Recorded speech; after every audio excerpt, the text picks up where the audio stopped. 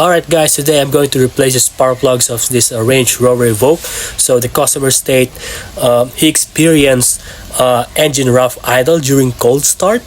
And yeah, I already checked the wiring harness. There's no trouble codes or check engine light. So the first step that we're going to do is replace the spark plugs. Take note that there's no check engine lights. Fuel pressure is good. Air filter is good, and when the engine reaches the normal operating temperature, the engine runs perfectly fine.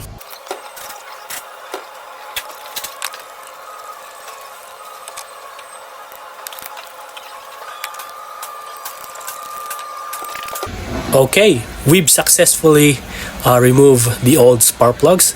This old spark plugs is really not bad, but yeah, we already installed the new spark plugs here. And once I put back the ignition coils, we're gonna start the engine, and let's see. Alright, so now the ignition coil is right here, already installed. We're gonna start the engine. So this is a cold start, just to let you know. This is a cold start. So yeah, that's the customer state, cold start, during cold start. So let's start the engine.